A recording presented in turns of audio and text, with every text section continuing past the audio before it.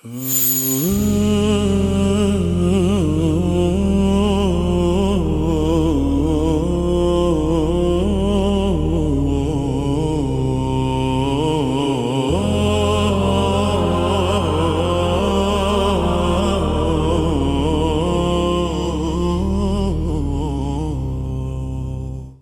respektuar të lishikues, ju përshëndes kudo që jeni. Assalamu alaikum wa rahmatullahi wa barakatuh.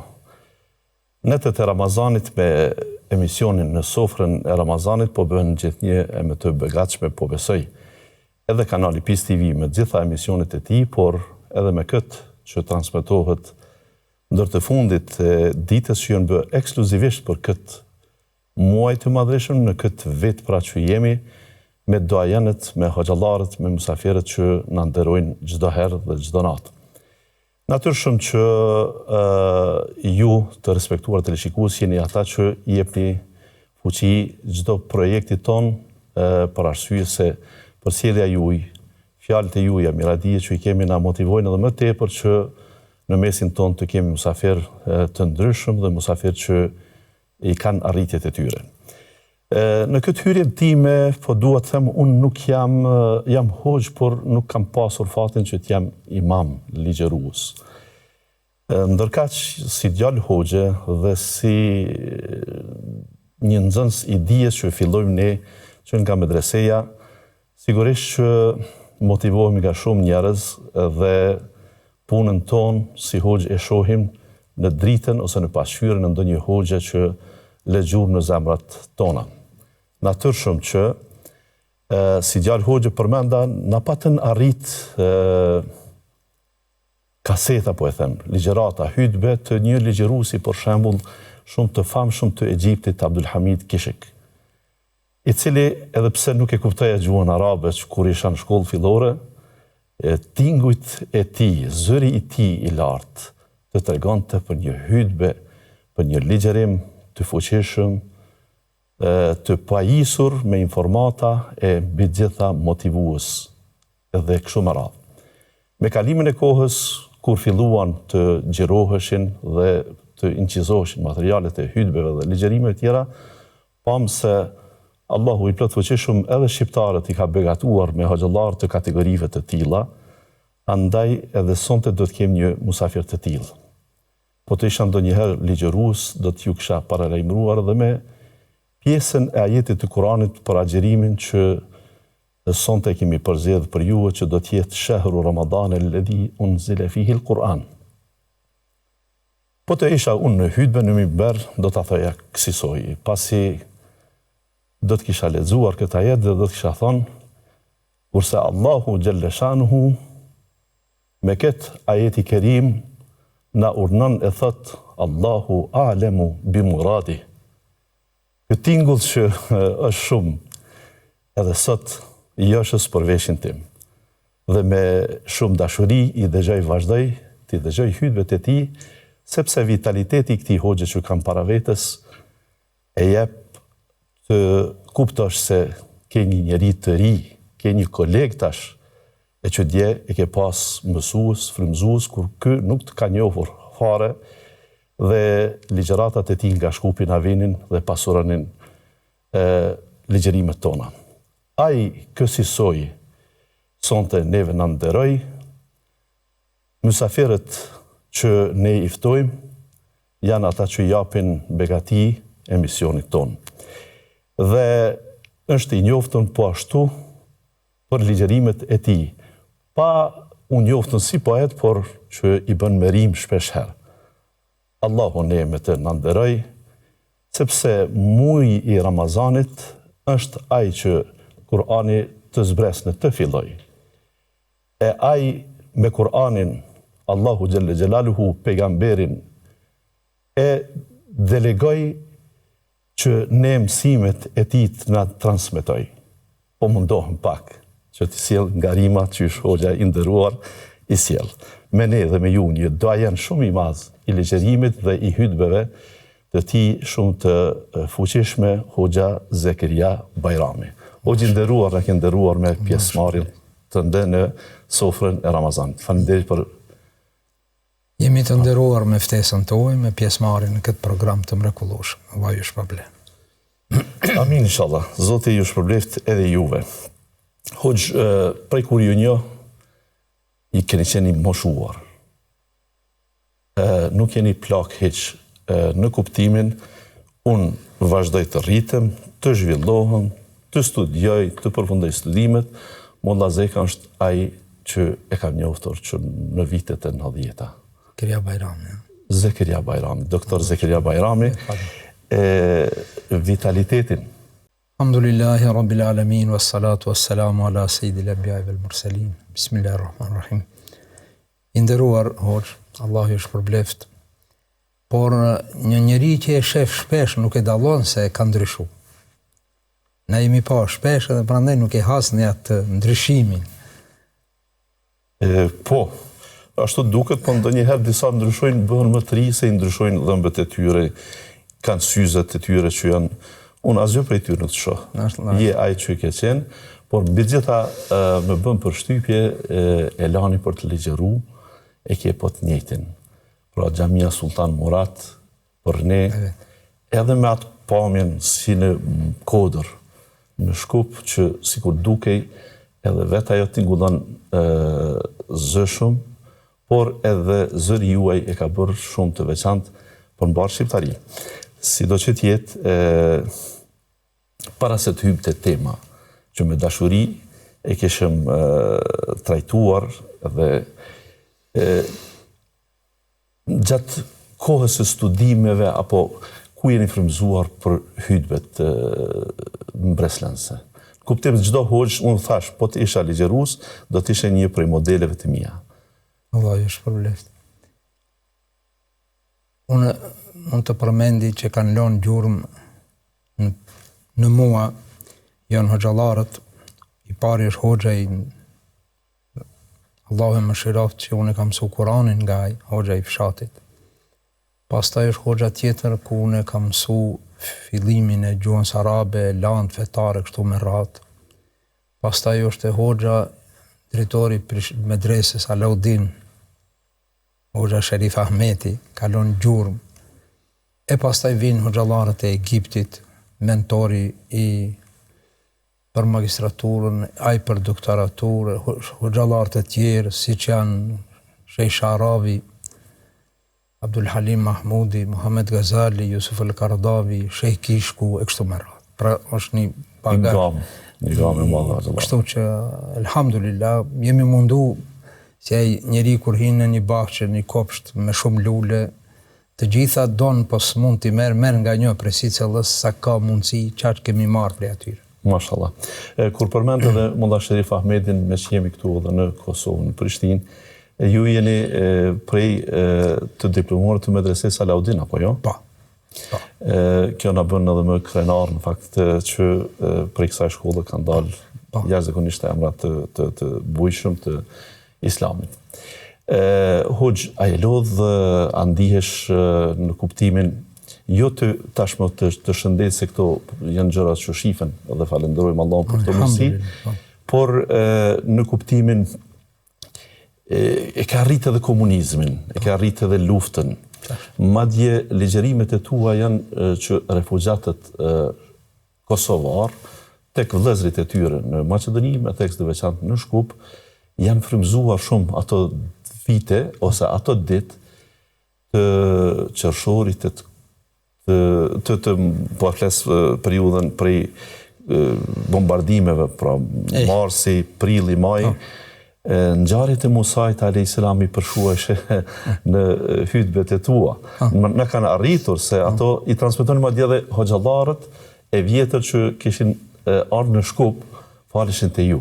Bile kujtoj që këtë informatë kam për një hoxhës tashmë të ndjerë Hajrullah Hoxha, pronari, po i themi, i takvimit, e pa t'i pyetur baba im ku i kalove ditët kur janë larguar prej Prishtinës, dhe tregonte se si Molla Zeka i lidhte mirë ngjarjet historike të Musait alayhis salam me ato që ndodhnin në Kosovë, në luftë. Po? Bëja një krahasim në mes faraonit dhe faraonit Jugosllavisë. edhe bëjnë një krahasim se si Allahu xhaleshanu e shpëtoi Musën dhe fundosi kriminalin, edhe jep një kuraj dhe shpresë për ndëgjuesët që të bënë edhe ato krahasimin se faraonat nuk janë të përhershëm, edhe vuajtjet e atyre që përjetojnë zullumin e tyre nuk janë të përhershme. Dhe kështu që me të vërtet kishte një ndikim pozitiv. Dhe ashtu doli? Elhamdulillah, që ashtu doli. Elhamdulillah. Pra, guximin e ke marrë frymëzim tamam, qiellor, hynor, në fakt unë do t'isha friksu se pala po më dalin fjalët, ose na që jemi rrit në ato ditët e okupimit, ndoshta kishim menduar që ky faraoni jon mbasa do të vdes ndonjëherë. Po, unë du ta përmendi kur ka kris lufta në Prekaz, a ditë ka mbajt një ligjerat, ka qenë me të vërtet interesant, dhe pastaj Radio Beogradi, korespondenti Radio Beogradit nga Shkupi, ka thonë se hoxha i Saat Kullës, se ata nuk i thonë Sultan Murat, nuk i thonë Sultan Murat, i thonë Saat Kullës, kështu e thamë si ka thonë aj, po i thret, po i fton shqiptarët e Maqedonisë të mobilizohen, të shkojnë të luftojnë në krah të vëllezërve shqiptarë në Kosovë kundra Serbisë.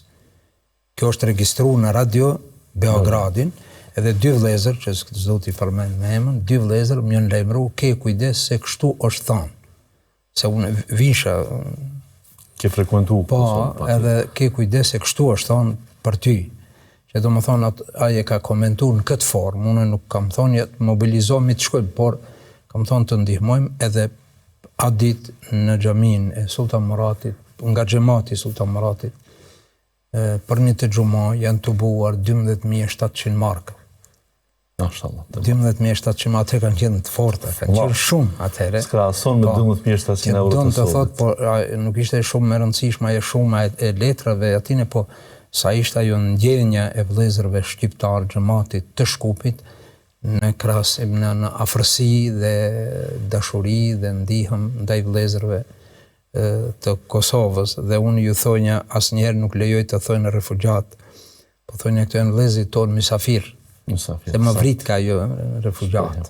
Janë mysafir tonët edhe elhamdulillah ajo ka është dhënë provimi, nga xhamati është dhënë provim. Dhe ka mbet kujtesë ajo. Shkupi i Hoxhallar, Shkupi i Hafiz Idrisit, i Ataullah Efendi Hoxhës, e të tjerëve që nuk e kanë dalë atë merit.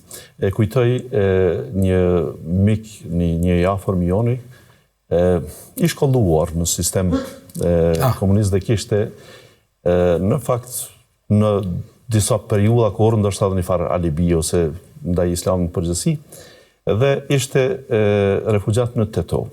E kur erdhi pas luftës dhe po viziton babën ton, po i thot Daja Hoxh ishte kështu, thot qysh kalove Daj, thot vallahi bre Daja Hoxh, thot kam kalu shumë mirë, edhe friksona më ju ndodh atyne që na kanë ndodh neve se di a do të mujmë me i prit qaq mirë sa na kanë prit. Baba e pret momentin dhe i thot, a mujtë bre Daj me dita, thu, për shka ata pak ma të mirë se na?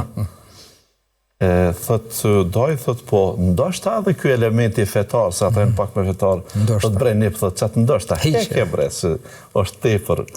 Keni qenë shumë të shkëlqyer në këtë pjesë dhe, në fakt, jo vetëm emërtimi, por njerëzit janë di, se janë shtëpitë e tyre dhe këtë kemi dëgjuar shumë shpesh që vizitat më pastaj kanë vazhduar tek familjet ku janë strehuar. Në Stankoves nuk i keni lënë shumë me nejt.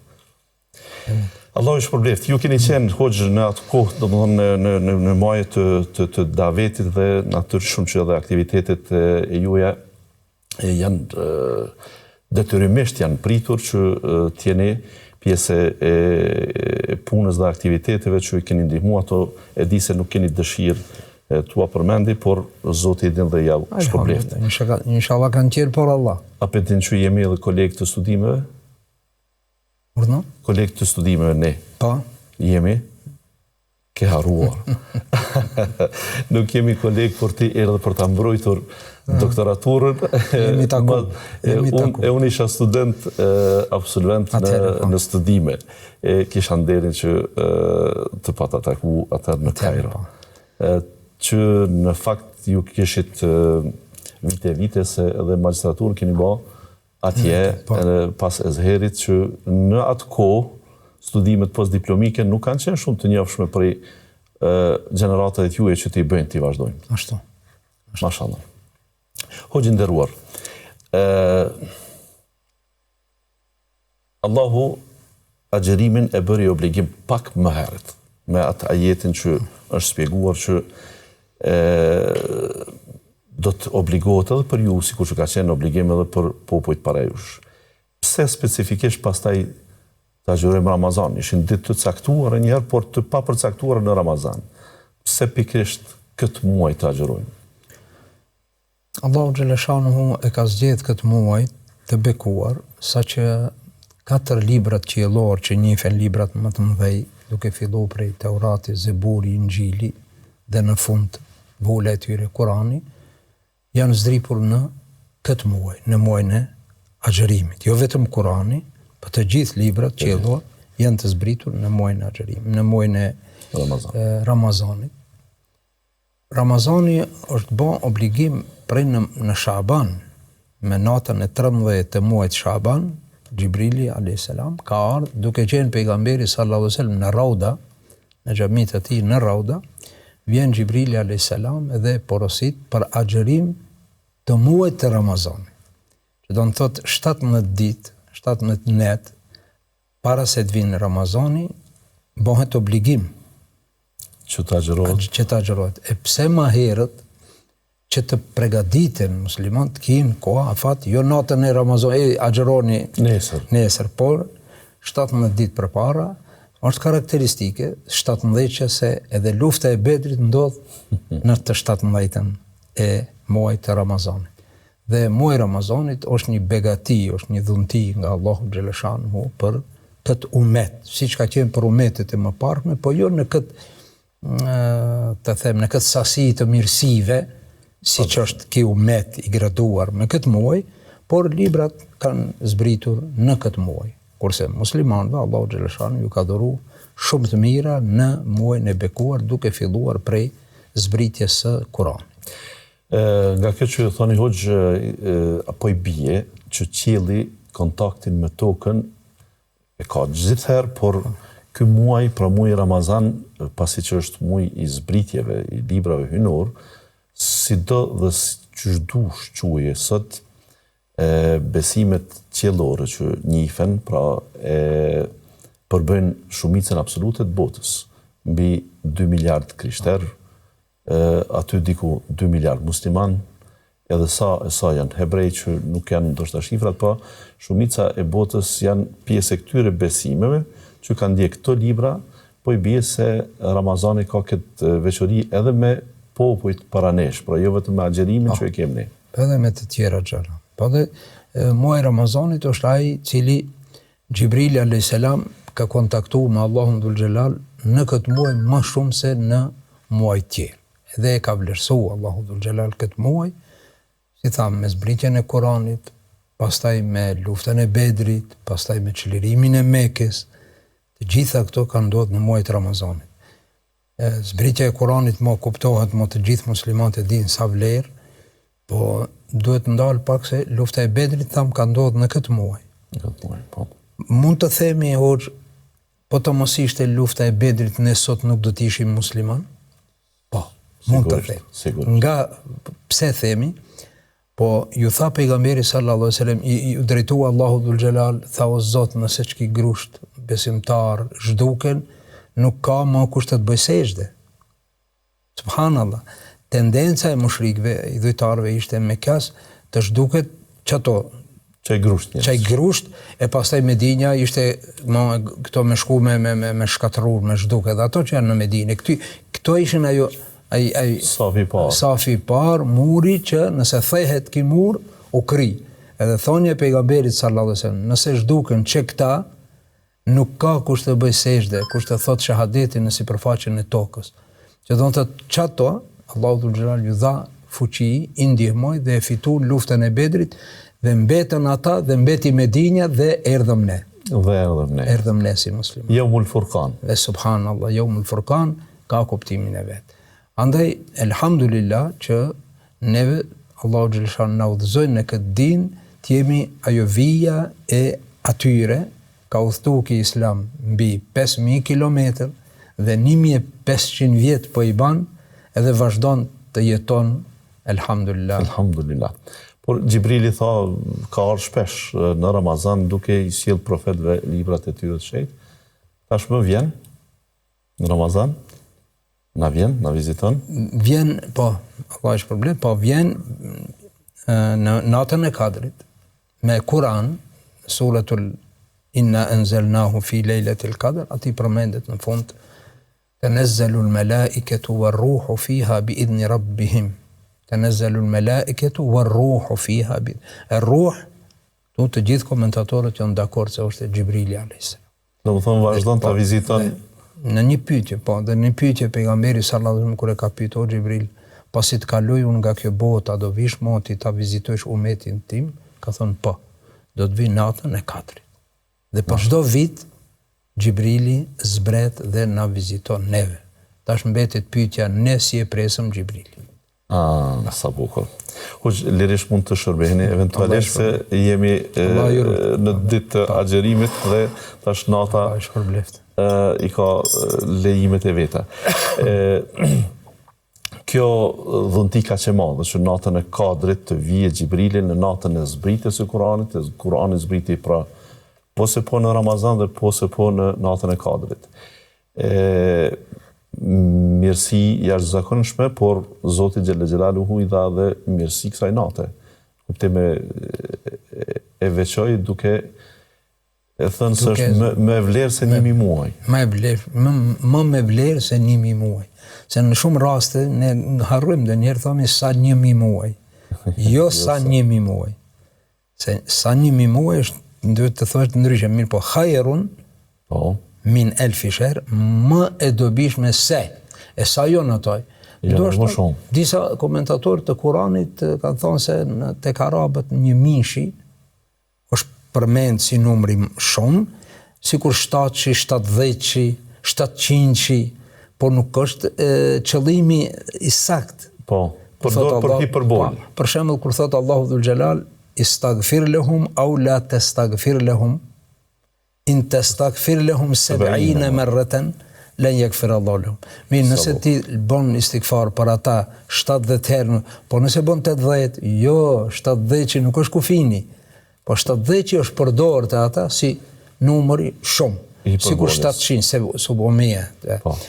Edhe 1000, edhe khairun min 1000, edhe kjo nuk do të thotë se 1000 muaj, po sa më shumë se 1000 muaj, mund të jenë 2000 muaj, 3000 muaj, Allahu alem. Allahu alem, bi murat.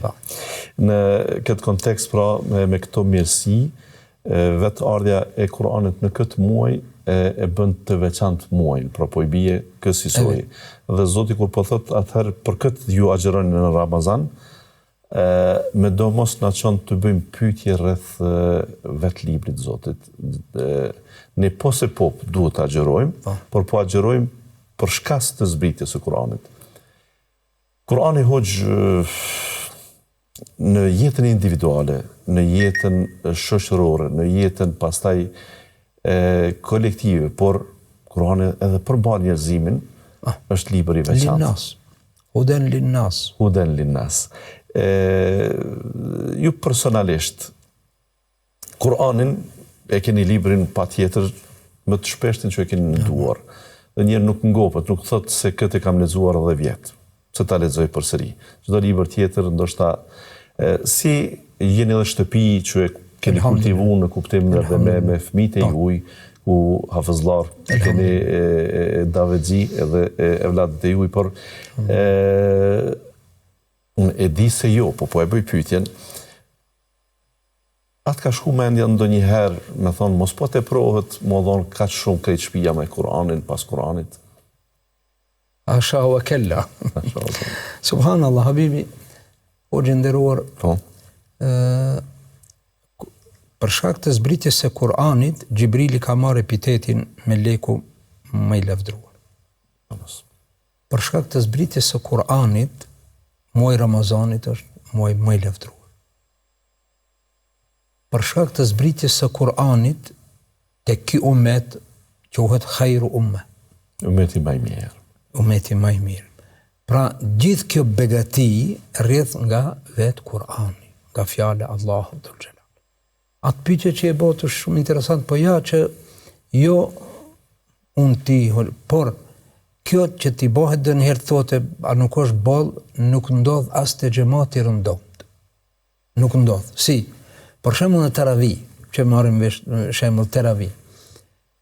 20 rekat plus në 2 rekatet e para të farzit, edhe në 3 të salativitit, penjes edhe 20-25 herë. Në një teravi, në një natë, mos flasim 30 net, gjatë një nate të teravis, imami këndon Elhamdulillahi Rabbil Alamin. Në të parin, në të ditin, në të tretit, deri 25 herë. As një muslimanit, as një xhamatit, nuk i shkon mendja thote, a përsëri elhamin? Subhanallah. Normal. Një ilahi, apo diçka, një poezi, apo një fjalim, nëse e përsëri 3 herë, 4 herë, e kom go. Në qetë edhe ligjërat, qemi shumë edhe ligjërat, sa e mirë, ndëgjon disa herë, po e di. Ilahi e bukur e mirë, poezi. Kur'ani është fjala Allahut dhe urtësia e tij është që nuk ngopet njeriu duke lexu, nuk ngopet duke ndëgju, madje që po i marrim shembull për xhamatin e rëndomt. Njerëzit e rëndomt, mos flasim për njerëzit që edhe e shijojnë edhe e kuptojnë. Ato vetëm që thash 25 herë brenda gjatë një nate lexohet Elhamdulillahi Rabbil Alamin edhe nuk i bëhet kujt manaton. Imagjinoj kur edhe të nesërmen ashtu, kur 30 net radhazi. Pa. Shumë interesante, krahasim jashtëzakonisht i mirë. Kjo është në aspektin edhe vetë të shpirtit që lidhet, sepse burimi një. Zoti e krijoi njeriun, Zoti e zbriti Kur'anin dhe ata harmonizohen në fakt. Që është interesantja. Populli jon nuk e kupton madje. Kur'ani nuk e kupton. Hajde ne mund ta themi po arabët mirë bre e përjetojnë sepse është në gjuhën e tyre. Po ky popull jon që nuk e di kuptimet. Hajde edhe po ta dinte Fatihan se hoxhallarët e kanë shpjeguar shumë herë, pse e kërkon sot që të jetë leximi i Kuranit edhe më shumë, shkon te xhamit ku lexohet më gjatë. Dhe kjo është vërtet interesante mrekullinë e vetvete. Apo disa ndoshta kanë dëshirë të thonë, po kështu hoxhallarët po kanë shpërla trurin këtyre. Mund të thohet, po s'ban, nuk ban se nuk shpërlahet truni. Se nuk është punu, bile mund thëmë, nuk është punu çaq, sa kemi punu në hoxhallarët që kemi thonë, ndëgjoni elhamin, Fatihan ndëgjoni, mos rini pa njës, se kemi bon ato, kjo është mrekullia e Kuranit vetvetiu. Elhamdulillah që Allahu xhaleshanu e ka bon që fjala e tij të jesë e dashur në zemrat e muslimanëve, me gjithë ato që, sikur thatë, me gjithë ato që nuk e kupton. Nuk e kupton. Ndoshta asnjë fjalë për Fatihas nuk e kupton. Ndoshta dikush që është më i rregullt në xhami ka ndëgjuar, po ka njerëz që se kanë ndëgjuar ndoshta asnjëherë shpjegimin e Fatihas. Por ajo është Fatiha. I çel zemrat edhe i çel trunin, edhe shpirtin, edhe është i këndshëm, edhe pse nuk e kupton. Hoxha ju vini në fakt nga Shkupi, ku edhe lindjen edhe zhvillimin e edukimin, por edhe predikimin e keni bërë kryesisht aty. Shkupi në fakt në nivel të Ballkanit njihet si qyteti i hafizlarve, i mësimit të Kuranit, pra po përfshi këtu edhe Bosnën, edhe ndoshta me kokë banori, ndoshta edhe Turqinë e ka lënë, është shërbyr shumë mësimit të Kuranit. Edhe Tetova, edhe qytete tjera, por në Maqedoni nuk është shkputur kur. Edhe sot i kësaj dite madje vrem në mënyrë të vazhdueshme evenimente, ceremoni, ku edhe mëftinia Shkupit, edhe mëftini tjera e organizojnë edhe e bëjnë këtë promovim. Ju kanë pyetur sigurisht njerëz, po sidomos knejka në Kosovë, në Shqipëri, sepse ju jeni që qarkulloni gjithandej trojës shqiptare, si është e mundshme një fëmijë kaq i ri, kaq i vogël, të mësoj një gjuhë, një libër në një gjuhë që nuk e kupton? Po thamë, është mrekullia Allahu xhaleshanu që priftët, për shembull, priftët nuk e dinë përmend Biblën. Nuk e din. Poetët, shkrimtarët e ka shkruajt një libër, poezi, pa i vetë nuk i din përmend, poezitë e veta nuk i din përmend. Pra, kjo është mrekullia e Kur'anit, fjala Allahu dhul Xhelal, e shkupi ka qenë i dalluar se unë mbaj mend më parë kur e përmendet Bosnën, mbaj mend se shumë hafizlar, disa kanë kaluar në botën tjetër, Zoti më shërof, kanë mbet, janë gjallë, Allahu i dhash të shëndete. Kanë shku në Bosën, kanë këndu mukabele, kanë këndu në Kur'an në Bosën, kanë shku. Bosna ka huazu hafizlar nga Shkupi. Nga Shkupi. Pak u bën ndërprerje, mirë po, dashti Zoti që të rinjallet përsëri ajo, nga se kemi shumë hafizlar në Shkup dhe rrethin që merren me këtë. Kemi mektebe të shumta që merren me hifzin e Kur'anit. Madje kulminacioni i kësaj, kurora e kësaj është Instituti i Hifzit, që është iniciativa e Miftinisë Shkupit. Dhe ajo është kujdestare, Miftiju e Miftinia, kujdestare e këtij institucionit, dhe kanë zgjedh hafizlar të mirë, siç i njeh çdo kush të shqiptar, dhe vazhdon me të madhe, tash ka hinat binarin që veç përpara kishte prej jashtë me ktebeve, hafizlarëve që punojshin, po tash prin me numër instituti. Mashallah. Instituti i Hifzit që është nën kujdesjen, nën ambrellën e Miftinisë së Shkupit. Mirë po, Miftinia e Shkupit nuk kujdeset vetëm për ata të institutit, por kujdeset edhe për të tjerët që punojnë këtë drejtim, edhe atyre ju bën atë ceremoninë, certifikatën, e kështu do më thonë, të mishrum, të gjithë të mishrum në Miftini, që është një begati, elhamdulillah, rikthyer për qytetin e Shkupit. Mashallah. Hoxhë, Kurani, sidomos gjatë vitet 90-ta kemi pas nevojë edhe të përkthehen libra të tillë, por edhe në vetë botën arabe ka pas një shpërthim të quaj të krahasimeve të quhet Kurani dhe libri i shkencës. Ju jeni studius, ndonë se në fushën akademike nuk keni punuar të quaj në për universitete, por jeni mjeshtër i kësaj çështje, jeni profesor i besimit. Në kuptim të kësaj, Kur'anin plot shkencëtar të botës perëndimore përqafuan për shkak se gjetën që në mesjet janë thënë disa gjana që Muhamedi po të ishte sallallahu alaihi wasallam vetëm i dishum nuk do t'i dinte ato, por ishte frymëzim. Keni u thuar anë kënd botës, si keni gjetë çështjen e Kuranit për shkak të tjerët në kuptim të shkencës, në kuptim përmend edhe për iftin keni pas edhe takime të ndryshme. Mirësia dhe ajo mrekullia e Kuranit është ajo se Kurani i ka trajton 3 çështje kryesore. Rrëfimit e të kaluarës, shumë decid. Për shembull edhe libra të tjerë përmendin të kaluarën, po të sakatume, të falsifikume, kurse Kurani i Kerimi i përmend me detaje dhe të sigurta. Qoftë çështje mbi pejgamberët, mbi popujt, mbi kështu e kaluara. Pastaj si lajmëtari të ardhmes, shumë lajme të sigurta do të ndodhe kjo për shembull. Dhe plus asaj si paraprisi shkencës. Ajetet kuranore që flasin për shkencën, shkencëtarët mundohen, por një përqindje shumë të vogël e kanë zbulu. Edhe shumë çështje shkencore që posedon Kurani, shkencat e ndryshme, të lëmive të ndryshme, nuk kanë arritur ti zbërthejnë. Edhe pse kanë arrit diçka, po unë them shumë herë që të mos gabojnë musliman të thojnë që këtë e vërteton edhe shkenca.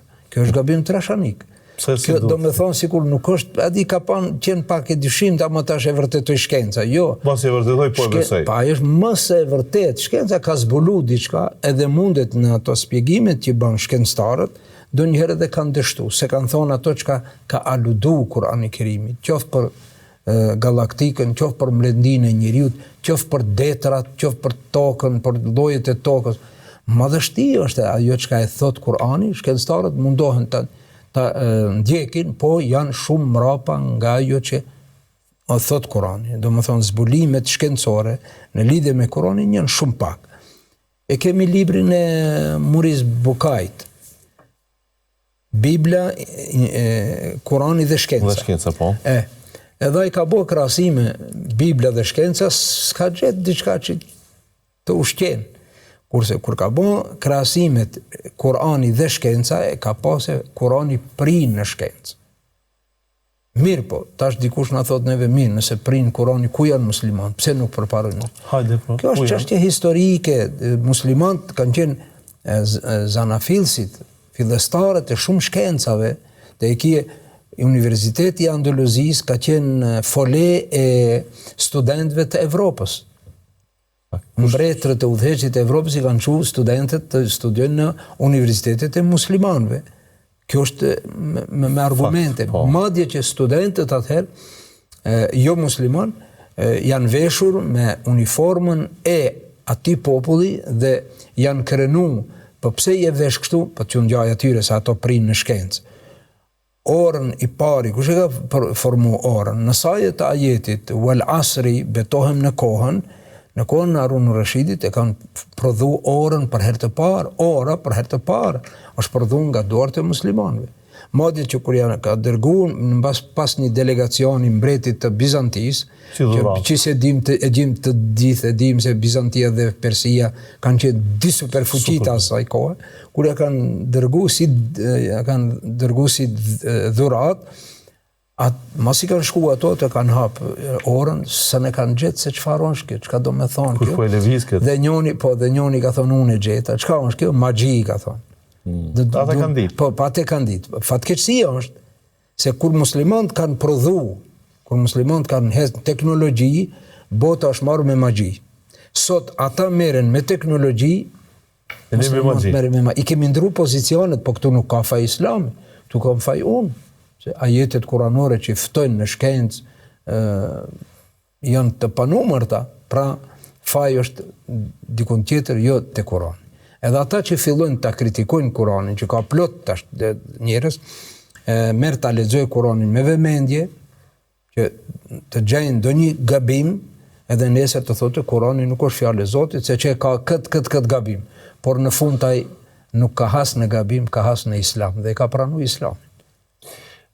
Sa bukur edhe tha dhe merim, kur ne ishim shumë keq. Me teknologji, me shkencë, ato merreshin me magji. Kur ne merremi ose ata sot me teknologji, ne kemi ndru pozicionet, po këto janë. Hoxhinderuar, pejgamberi Muhamedi sallallahu alaihi wasallam njihej Kurani praktik, Kurani që este e vlerësuan vetë gjenerata që jetoj, pra Aisha tha kështu e kësaj. Hoxhallarët janë trashëgimtar të pejgamberëve. A drejtoni gishtin dhe ju jeni në atë kuptimin e modestisë vetë kritik, unë i kam fajt, por ne dim se ata që kontribuojnë nuk i kanë fajt, por hoxhallarët janë Kurani që ecë. Na nuk mund të përjashtojmë të gjithë hoxhallarët. Absolutisht jo. Nuk mund të përjashtojmë. Elhamdulillah ka hoxhallarë që mundohen ta jetojnë islamin, ta përcjellin edukatën, etikën, moralin e pejgamberit sallallahu alaihi wasallam. Lekat kana lakum fi rasulillahi uswatun hasana, ka qenë urneke modeli jon, dhe ne të mundohemi aq sa kem mundësi, fattakullaha mastata'tum, aq sa kem mundësi, ta ndjekim rrugën e pejgamberit. Ne këtë jo porositim popullit, xhamatit, por mas pari duhet të fillojmë ne të jemi ai yrnek modeli, e të dukemi se jemi në binarin e sigurt dhe në etikën, moralin e pejgamberit sallallahu alaihi wasallam. Nuk mund ta përjashtojmë që jo, por mund të jetë numri i vogël, ata që vazhdojnë, Zoti i shpërblen, ata që janë pak ma, Zoti na udhëzoft inshallah të gjithë. Amin inshallah gjithë. Kurani njihet edhe për fushat që ju përmendet edhe në aspektin e shkencës edhe të historisë, por Kurani është libër etik, libër morali. deri sa muslimanët në fakt ishin edhe kulmi i moralit. Vetë dërgimi i Resulullah sallallahu alaihi wasallam ishte për të përsos normat e moralit. A mendon se pak bota me mediat, me veta, po na shtrembron këtë moralin ton, nga pak ndoshta po ja ndihmojmë duke u dhënë ka pak argumente se eventualisht ka vend për të përmirësuar. Jeni hoxh thash i dy epokave në vendin ton, je prindi joni, andaj ne kemi nevojë për këshilla, sidomos gjeneratat e reja, edhe unë tashmë nuk jam ai i riu, ka plot hoxhallar të ri që vinë. Unë e ndi vetën të ri, por kur ka më të ri, kur ka nxënës që ka kalu në përduar tuaj dhe ai sot më është hoxh, i bie se vërtet do të na lëni ju që jeni të gjallë dhe jeni legjende gjallë në fakt e thirrjes, këshilla dhe dobi për gjenerat tjera. Ku jemi në këtë drejtim në përgjithësi? Nuk po tham me drejtu gisht të akuzës, kjo është e përgjithshme. Ne jemi të obliguar me bë atë që kemi mundësi. Ne jemi të obliguar me ndjek rrugën e Kuranit dhe të pejgamberit sallallahu alaihi wasallam, që të na shohin njerëzit se ne bëjmë. Qase mësimi më shumë merret nga syni se nga veshi. Sikur të ishte vetëm me të ndëgjuar, ne kemi flasim në gjallë, por më shumë është me të shikuar, me të pa, madje që edhe prindi edukon fëmijën jo me fjalë, po me punë, ato e shohin se çfarë bën prindi, ç'ato bën ai. E njëri kishte thonë birit vet, biro shiqo mos rrshqesish, mos rrezohesh, jo, po ke kujdes ti, se unë e vendos këmbën aty ku e lën ti. Unë heci në gjurmët tua. Nëse rrezohesh ti, do rrezohem. Atëherë, pra ne duhet jemi yrnek, model, sidomos hoxhallarët. Qase për fat mirë apo për fat të keq, popullata hoxhallarët i ka në sy. Dhe ka respekt. Larg asaj, ka respekt. Ka njerëz që i urrejnë hoxhallarët, ka njerëz që pse thoni fjalë për shembull në media apo në Facebook apo diçka vjell vëner, pse ajo ne nuk merremi me ato. Me shumicë, falë Zotit, me shumicë, sidomos populli shqiptar i respekton hoxhallarët, i nderon hoxhallarët, i don hoxhallarët, atëherë me ato na bën obligim neve që ne të jemi shumë të kujdesshëm në këtë drejtim, që të shohin tek ne atë që duhet ta shohin dhe të jemi ne, të mundohemi të jemi ne Kurani i gjallë që hec në sipërfaqen e tokës. Çfarë ka dëshë të thot Aisha radhiyallahu anha, kana khuluquhu al-Quran, që don të thot këtë bëje ai e ka bë. Këtë mos e bën ai se ka bë. La takrebuha, mos u afroni, nuk është afru. Kjo është Kurani i gjallë. Pse a nuk mund të jetë sot, po duhet të jemi, edhe ne duhet të jemi Kurani i gjallë para popull, të jemi dritë, të jemi pishtar, ndriçues në bazë të moralit kuranor dhe pejgamberik. Atëherë ne e kemi shpëtu veten dhe ndoshta jemi bë shkas i shpëtimit të tjerëve. Nëse ne nuk jemi ato, atëherë mëkati nuk është i barabartë. Mëkati i hoxhës është më i madh se i xhamatit. Pse? Se hoxhën edhe ndjekin edhe tjerë pastaj. Edhe shpërblimin e ka të madh, po edhe rreziku është i madh. I madh. Hoxhë nderuar, jemi në fund të minutat e fund të këtij emisioni, se shpejt të shkojmë me njerëz si ju, po s'kam qarë pa i bëllë një dy pyetje. Jeni hoxhë që herët keni dalë në diasporë shqiptarë, mërgatën shqiptare, kudo që janë, në fakt, janë shumë të ftuar. E di që ndoshta një 10% të kërkesave të besimtarëve që mund t'i realizosh, e di atë shumë sigurt. Si e shihni zhvillimin e tyre atje? Ne kemi menduar që me përfundimin e luftrave, po i them tash, ata do të kthehen, në fakt po shtohen. Por po shtohen edhe xhamit. Wallahi alhamdulillah,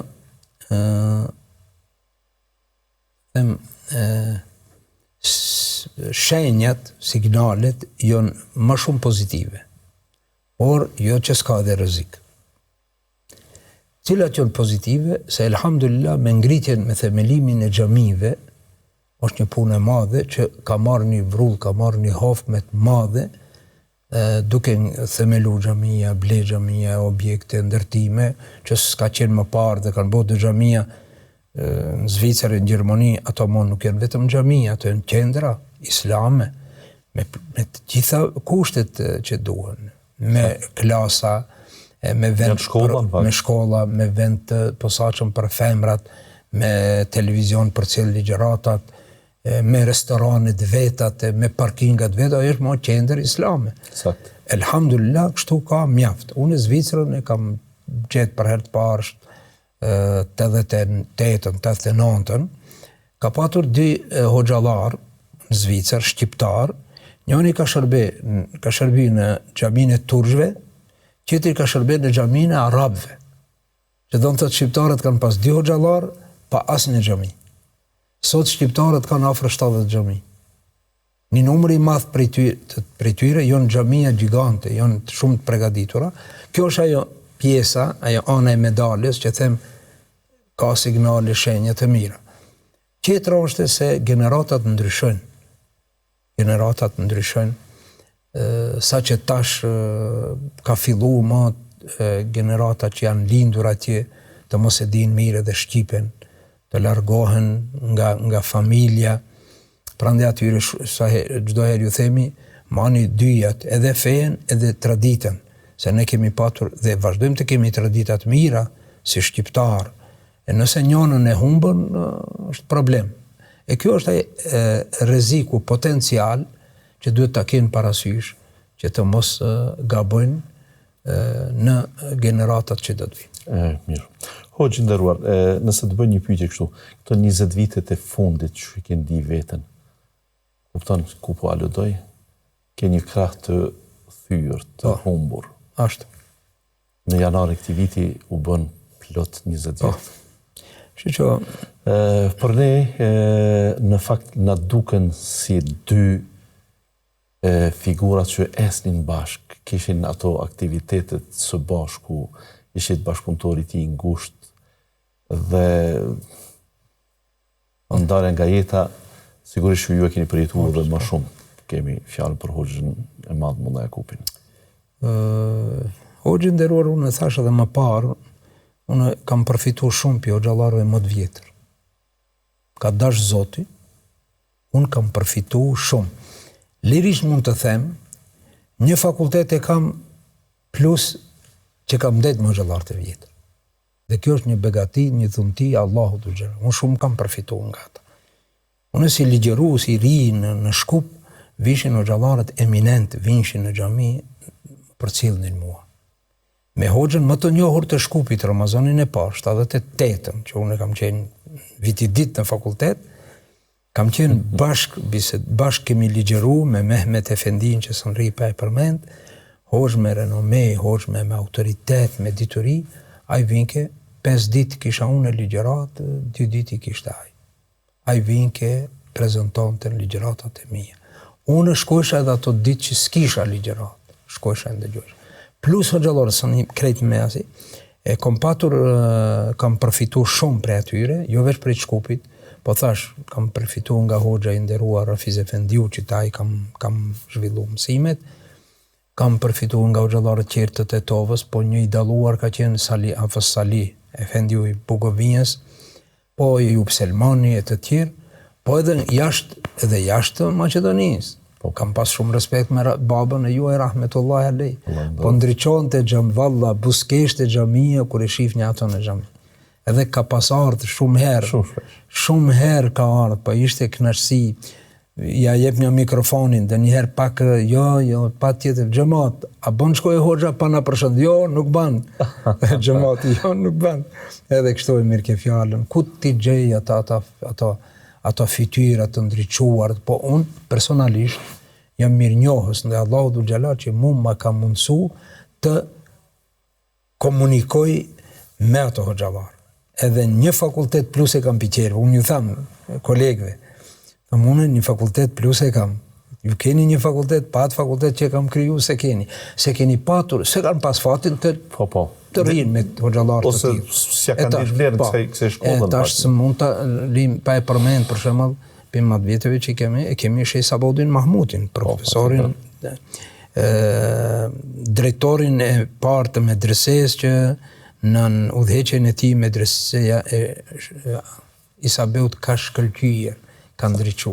Është dëshmi e din të gjithë. Kështu pra rasti me babën. Mi jep të do këshilla, kështu. Kishte drohe se unë po thom, po preke. Po maza, abe fol, ma thoshte një thësha veçeketa, ma thë edhe një qeter. Po që po ta thom edhe një. Ka ishte kënaqësi, me të vërtet, unë tash ndjehem ajo nostalgjia me komunikimit me ta. Në veçanti. O thatë përmendet ka qenë Hoxha Hajrullahi. Ka disa hera fas Muharremi, rahmetullahi alej, me Haxhi Etemin. Kështu që ato nuk kthehen ato ditë. Në veçanti që kemi pas bashkëpunim të ngushtë ka qenë Hoxha Jakub Hasipi, rahmetullahi alej. Po nuk është, ne kështu jemi ne shqiptarët, ai nuk është vlerësu sa o dashtë, unë them këtë me përgjithësi. Nuk është vlerësu sa ka meritu. Tash, njerëzit, o vlla, unë njëherë, kure bënë atë përkujtimin 10 vjetor, do i shoh do njerëz që nuk e kanë për fill, nuk e kanë respektu sa ka meritu, edhe tani ka qenë lemor, kur ishte për ty kush ishte. Kur jam, kush jam. Kur të vdes e di mo kush jam. Edhe atëherë kam shkru. Sa jam, më ndero. Kur të vdes, mëso më vajto. Okej. Sa bukur. Kështu që na kalon një krahu, si që thatë ju, më shtyr krahu i fuqishëm me to, po ka qenë kaderi Allahu Dhul Xhelal. Ashtë sa kemi qenë zbashku, në çdo aspekt, kemi pas një pajtueshmëri, një ideologji, në atë aspektin e davetit, kemi qenë shumë afër. Jashtëzakonisht. Tash mungo. Hoxhi nderuar, të nuk po të kërkoj të komentosh, ajo që je për të admiruar dhe për të lavdruar, je prej hoxhallarëve që mesatarin e ke praktike shumë. Të duan të vjetrit, të duan të rinjt. Je me të gjithë, nuk je i taborizuar me askënd, dhe këtë nuk është e lehtë ta mbash. Kjo të ka bërë të jesh shumë specifik dhe Allah të shpërblet me të mirat e ti dunjas dhe të ahiretit.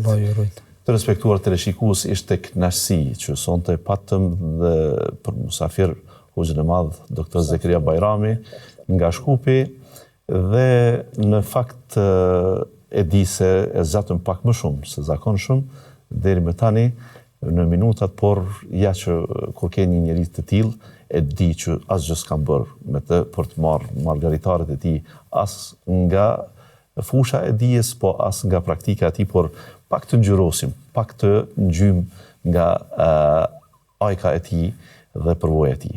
Faleminderit shumë për sjelljen, për shikimin tuaj, e ne do të takojmë përsëri inshallah taala natën tjetër në vijim me një musafir tjetër që do të na gëzoj dhe do të na kënaq përsëri, po shpresojmë. Atëherë, ju lëm në kujdesin e Allahut. Wassalamu alaikum wa rahmatullahi wa barakatuh.